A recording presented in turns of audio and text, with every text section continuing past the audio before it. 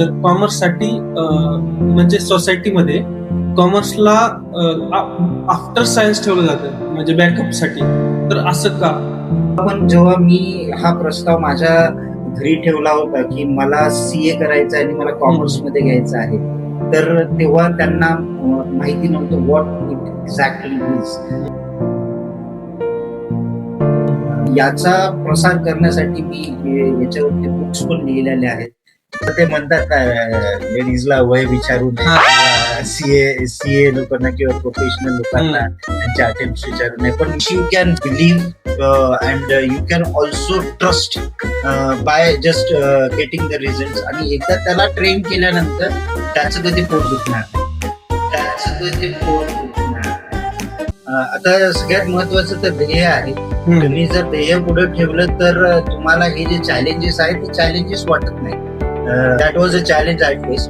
But if you are coming for higher education और after 10 you are much matured, whereas you are not getting home sickness. पण तुमचं ध्येय पुढे ठेवलं तर ह्या गोष्टी लवकर अडॉप्ट होतात. आता माझं तर सगळ्यात पहिले 11वी-12वी हे सायन्स मध्ये झालं. गरवारे कॉलेजला होतो सायन्सला पुण्यामध्ये. पुणे तेव्हा पण शिक्षणाचं माहेर घरच मानलं जायचं.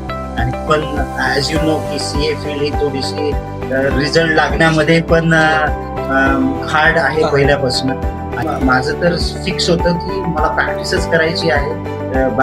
तिथे मग अमूल्य विस्कॉन इंडिया प्रायव्हेट लिमिटेड आम्ही काढण्याचा विचार केला, ज्याच्यामध्ये की व्हर्च्युअल सीएफओ सर्व्हिसेस या CFO services where we were taking the full finance department of the companies and giving them the input, pre-inputs. त्यामध्ये मेनली आम्ही बिस्प्रो अकाउंटिंग सोल्युशन्स प्रायव्हेट लिमिटेड हा एक कॉन्सेप्ट आणण्याचा प्रयत्न केला, जे फिनटेक मध्ये आपण रजिस्टर्ड आहोत स्टार्टअप इंडियाच्या. म्हणजे 10th नंतर जे मुलं कॉमर्स घेतात 11th-12th, सो त्यांच्यासाठी कोणते करिअर ऑपॉर्च्युनिटीज पुढं म्हणजे आहेत त्यांना? फर्स्ट क्वेश्चन असा आहे की तुमचं एज्युकेशन वगैरे कुठे कम्प्लीट झालं म्हणजे माझं फाउंडेशन हे 3 वेगळ्या ठिकाणी झालं. लाईक पहिली ते 6वी मी माझ्या होम टाउन म्हणजे रिसोडला कम्प्लीट केलं. तिथे पूर्णपणे मराठी मीडियम होतं. आणि दुसरी गोष्ट म्हणजे 6वी ते 10वी माझं शिक्षण झालं बोर्डिंग स्कूलमध्ये, गौरा पब्लिक स्कूल म्हणून PPS. आणि त्याच्यानंतर मग चॅलेंजेस जर म्हटलं तर mainly environment adoption was the main challenge, where घरून होम टाउन मधून आपण बोर्डिंगला जातो आणि बोर्डिंग वरून डायरेक्टली मग 11वी-12वी मध्ये सिटी लाईफला जातो. जे स्टुडंट 10th कम्प्लीट करून गावाला 10th कम्प्लीट करतात आणि 11th-12th साठी ह्याच्यात सिटीमध्ये येतात, सो कोणते चॅलेंजेस असे आहेत की जे ते फेस करू शकतात आणि त्यांना टॅकल कसं करायचं चॅलेंजेसला? तर सगळ्या सिटीचं वेगळं एक कल्चर असतं. सगळ्यात पहिले तुम्हाला कुठेही सेटल व्हायचं असलं तर कल्चर सोबत थोडंसं अडॉप्शन करणार. Food are different in every areas. जर आता तुम्ही घरून राहून पुढे जातायत शिक्षणासाठी मेनली, तर फूड पासून तर पूर्ण कल्चरच चेंज होतं. So adaptability to learn anything is one of the step. तो चॅलेंज होता, जिथे की बोर्डिंगला आपण म्हणतोय की वेगळं कल्चर आहे, सिटीला वेगळं आहे. 10वी नंतर जेव्हा तुम्ही कुठल्या सिटीमध्ये जातात तर तुम्हाला होम सिकनेस येऊ शकतं, तुम्हाला काही, पण this are not the hurdle to get the knowledge. त्या चॅलेंजेसचा काही स्टडीवर इफेक्ट होतो का? स्टडीवर इफेक्ट नाही होत, पण आपल्याला त्याच्यामध्ये वेगळा वेळ द्यावा लागतो. कारण की आपण कधी जरी म्हणतोय तर आपला एक सेट पॅटर्न झालेला असतो, तो थोडासा पॅटर्न चेंज झाल्यानंतर स्टडीज मध्ये इफेक्ट नाही होत, पण तुला वेळ द्यावा लागतो तुमच्या अभ्यासासाठी. म्हणजे पूर्ण लक्ष स्टडीवर देणं हे त्यांनी कसं टॅकल केलं पाहिजे? सगळ्यात महत्वाचं तर ध्येय आहे. तुम्ही जर ध्येय पुढे ठेवलं तर तुम्हाला हे जे चॅलेंजेस आहेत ते चॅलेंजेस वाटत नाही. मी फक्त हे माझ्या लहानपणीची गोष्ट सांगत होतो. That was a challenge I face. But if you are coming for higher education और after 10 you are much matured, whereas you are not getting home sickness. पण तुमचं ध्येय पुढे ठेवलं तर ह्या गोष्टी लवकर अडॉप्ट होतात आणि आपण पुढे त्याला चांगल्यापैकी टॅकल करू शकतो. जसं सर आता इंट्रोडक्शन मध्ये सांगितलं की you are the founder of Amulya Viscon India private limited and Bispro accounting solution. So थोडक्यात ही कोणती फर्म आहे, म्हणजे कशाबद्दल आहे? आता माझं तर सगळ्यात पहिले 11वी-12वी हे सायन्स मध्ये झालं. मी गरवारे कॉलेजला होतो सायन्सला पुण्यामध्ये. पुणे तेव्हा पण शिक्षणाचं माहेरघरच मानलं जायचं.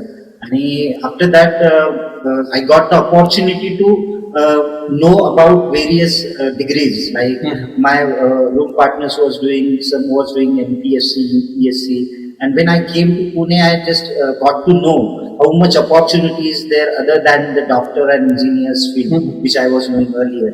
तर त्यामध्ये मला एक इंटरेस्टिंगली असं दिसून आलं की तिथे CA पार्टनर पण होता. तर तिथे मग मला मेनली CA बद्दल माहिती झालं आणि मग ते ध्येय मी समोर ठेवलं.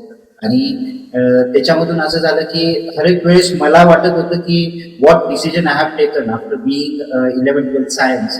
त्याच्यामध्ये माझे काही क्लासमेट्स होते की जे पुढं गेले त्यांच्या सायन्स फील्डमध्ये. पण ॲज यू नो की CA फील्ड ही थोडीशी रिझल्ट लागण्यामध्ये पण हार्ड आहे पहिल्यापासून. आणि दरवेळेस मला एक क्वेश्चन पडायचा की व्हॉट आय हॅव टेकन ते बरोबर घेतलं की नाही.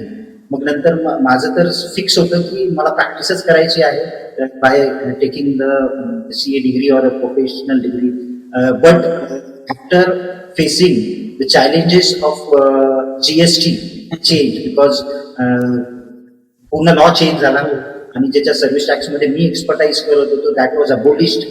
की जिथं मी कधी विचार नव्हता केला की we have to come back to square when we are doing something for 5 years. तर तिथे मग अमूल्य बिस्कॉन इंडिया प्रायव्हेट लिमिटेड आम्ही काढण्याचा विचार केला, ज्याच्यामध्ये की व्हर्च्युअल CFO सर्व्हिसेस या CFO services where we were taking the whole finance department of the companies and giving them the input, pre inputs. तर GST नंतर मग आम्ही तो एक कंप्लायन्स सोडून काहीतरी वेगळ्या याच्यामध्ये येण्याचा प्रयत्न केला. आणि सांगायचं म्हणजे अमूल्य बिस्कॉन इंडिया प्रायव्हेट लिमिटेड हे स्टार्टअपच्या अंडर आपण रजिस्टर करून घेतलं, गव्हर्नमेंट इन्स्टिट्यूटच्या अंडर. तिथे विजन, मिशन ह्या सगळ्या गोष्टी आमच्या पूर्णपणे हे झाल्या आणि we got the registration from government of India. आणि तसा तो जन्म झाला. आणि मग नंतर एक चॅलेंज आला परत कोविडचा. त्या कोविडच्या चॅलेंजमध्ये आम्ही फेस केलं की now many of the peoples are adopting the online platform. Sir त्याच्यामध्ये मेनली आम्ही Bitspro accounting solutions private limited हा एक कॉन्सेप्ट आणण्याचा प्रयत्न केला, जे फिनटेक मध्ये आपण रजिस्टर्ड आहोत स्टार्टअप इंडियाच्या. तर अशा प्रकारे ह्या 2 स्टार्टअप माझ्या apart from my CA practice, like it is under SS Borkar and associates. तर हे 2 वेंचर्स आपण चालू केले. ओके. 10th नंतर जे मुलं कॉमर्स घेतात 11th-12th, सो त्यांच्यासाठी कोणते करिअर ऑपॉर्च्युनिटीज पुढं म्हणजे आहेत त्यांना? Good question. कारण की आता काय होतं की इन्फॉर्मेशन किंवा तुम्हाला जर इंटरेस्ट असेल तर you have got good platforms to know की मला ह्या इंटरेस्टेड फील्डमध्ये आहे तर मी काय काय करू शकतो. आणि त्याच्यासाठी बरेचसे एज्युकेशनल इन्स्टिट्यूट्स पण आहेत, बऱ्याचशा गोष्टी आहेत. You can perform, you can get the knowledge. But specifically याच्यामध्ये तुम्हाला 11वी-12वी मध्ये त्या एजमध्ये you have to decide what literally you have to. कारण की एकदा तुम्ही तिथे चूज केलं तर मग नंतर मागं नाही तुम्ही बघू शकता. त्यामुळे असं आहे की 11वी-12वी मध्ये अपार्ट फ्रॉम तुम्हाला माहिती असणाऱ्या गोष्टी पेक्षा तुम्ही अजून काय करू शकता त्याच्यात एक्सप्लोर करण्यामध्ये, प्लस गेटिंग द नॉलेज त्याच्यामध्ये युटिलाइज केली पाहिजे 11वी-12वी. आणि नंतर तुम्हाला रिअलिस्टिकली जे वाटतं त्याच्यामध्ये जाण्याचा प्रयत्न केला पाहिजे. Commerce is not the field you should ignore. You should take into consideration from many field तुम्ही ते करू शकता. तर मेन असा प्रश्न आहे सर, कॉमर्ससाठी म्हणजे सोसायटीमध्ये कॉमर्सला आफ्टर सायन्स ठेवलं जातं म्हणजे बॅकअपसाठी, तर असं का? तसं आहे कारण की लोकांना माहिती नाहीये. मोस्ट प्रॉब्ली त्याच्यामध्ये ज्या अपॉर्च्युनिटीज आहेत त्या लोकांपर्यंत गेलेल्या नसतात. असं बॅक कारण की आता माझे पण क्लासमेट्स बघतोय किंवा मी स्कूलमेट्स बघतो आहे, आमच्या फील्डमध्ये खूप कमी जण आलेले आहेत. I am the first generation CA of in my family also. तर तेव्हा पण जेव्हा मी हा प्रस्ताव माझ्या घरी ठेवला होता की मला CA करायचं आहे आणि मला कॉमर्समध्ये घ्यायचं आहे, तर तेव्हा त्यांना माहिती नव्हतं व्हॉट इट एक्झॅक्टली इज. पण मेनली असं असावं. आणि याचा प्रसार करण्यासाठी मी याच्यावरती बुक्स पण लिहिलेले आहेत, ज्याच्यामध्ये की मला, आणि मी हा पहिल्यापासून विचार करत होतो, कारण की सायन्स मधनं आल्यामुळे I was in every stage I was comparing that is science was better और my decision to move toward the commerce is better. त्यामुळे मला तो एक स्टेप बाय स्टेप तो कम्पॅरिझन करून कळालं की खूप जणांना माहिती नाहीये व्हॉट पर्टिक्युलर. अजूनही लोक विचारतात, बरं तुम्ही सीए झाले, तुम्ही नक्की करता काय? मीन्स लोकांना माहिती नाहीये, बिझनेस कम्युनिटी सोबत जास्त लोक जोडलेले नाहीयेत. But which particular communities are doing businesses, they know the importance of commerce. It is very important field. जिथे 2 पेक्षा जास्त लोक आले तिथे कॉमर्स आहे. पहिले बाटर सिस्टीमने चालायचं, आता मनीजने चाललंय, and everything is driven by currencies now. आणि हे सगळं जे आपण बघतोय ते सगळं कॉमर्स ह्याच बेसवरती चालतंय. तर कॉमर्सचा प्रसार चांगला व्हावा आणि लोकांनी त्याला एक बॅकअप म्हणून नाही तर एक फर्स्ट चॉईस म्हणून जर विचार केला तर नक्कीच त्यांच्या डिसिजन मध्ये फरक पडतो. सर, तुम्ही आता सांगितलं की तुम्ही अगोदर सायन्स करत होता 10th नंतर. सो सायन्स म्हणजे सायन्स मधून ड्रॉपआउट करून कॉमर्स मध्ये यायचं, हे डिसिजनवर तुम्हाला हे झालं म्हणजे संशय आला कधी की मी बरोबर करतोय की नाही करत? सो हे टॅकल कसं करावं? कारण मोस्ट ऑफ द स्टुडंटला पण असं प्रसंग येतो त्यांच्या ह्याच्यामध्ये, ज्यावेळेस ते स्वतःवर डाऊट घेतात, त्यावेळेस त्यांनी टॅकल कसं केलं पाहिजे? If you are choosing something you have to be backing yourself. तिथे कोणी तुम्हाला हे नाही करणार आहे. As a student you know the abilities what you can do. आणि मेनली जर बघितलं तर professional degrees more of hard work than intelligence. तर याच्यामध्ये हार्डवर्क आहे. याच्यामध्ये जर तुम्ही वेळ देता आहेत तुमच्या ध्येयाला हे करण्यासाठी, तुम्ही 100% देता आहेत. 100% देणं म्हणजे देर इज नो क्लू की अजून मी केलं असतं तर बरं. 100% द्यायचं तर ते होतच मला किंवा. पण तिथे डाऊट्स येतात स्वतःवरती, पण you get the time to get recover. असं नाहीये की तुमचा तो टाइम आहे, काही एज लिमिट आहे. For specifically talking about the professional degrees for chartered accountancy, तर त्याच्यामध्ये you get the time, you should have a patience. पण त्या गोष्टी होतात. आणि आता काय होतं की पेशन्स लेवल हा वाढवणं फार गरजेचं आहे या पर्टिक्युलर याच्यामध्ये. पेशन्स असला, डिसिप्लिन असली तर नक्की professional degrees are more like lucrative than other degrees. I have experienced that. एक आउट ऑफ क्युरियोसिटी क्वेश्चन आहे की जसं म्हणजे म्हणलं जातं की सीए स्टुडंट किंवा सीए कॅन्डिडेटला आपण विचारत नाही की किती अटेम्प्ट झाले. सो असं का म्हणजे? नाही, आता ते म्हणतात ना लेडीजला वय विचारू नये किंवा सीए लोकांना किंवा प्रोफेशनल लोकांना त्यांचे अटेम्प्ट विचारू नये. पण मी याच्यामध्ये वेगळ्या विचाराचा आहे. जेवढे पण अटेम्प्ट लागले वी वेर हॅबिच्युअल नाही म्हणता येईल, पण एक फेल्युअर पचण्याचा तिथे एक हे मिळालं. आजकाल भरपूर गोष्टी आहेत, खूप सेन्सिटिव्ह स्टुडंट्स आहेत, त्यांना फेल्युअर म्हणजे माहिती नाहीये आणि फेल्युअर पचवण्याचा पण त्यांच्याकडे थोडंसं लो हे आहे. तर त्याच्यामध्ये मी त्याला पॉझिटिव्हली घेतो की त्यांनी आम्हाला पेशन्स शिकवले, फेल्युअर काय असतं हे शिकवलं, back to square in practice also. आल्यानंतर परत उभं राहायचं कसं आणि कसं आपण अडॉप्ट करायचं, त्याला म्हणजे तिथूनच ती शिकवण मिळाली असं.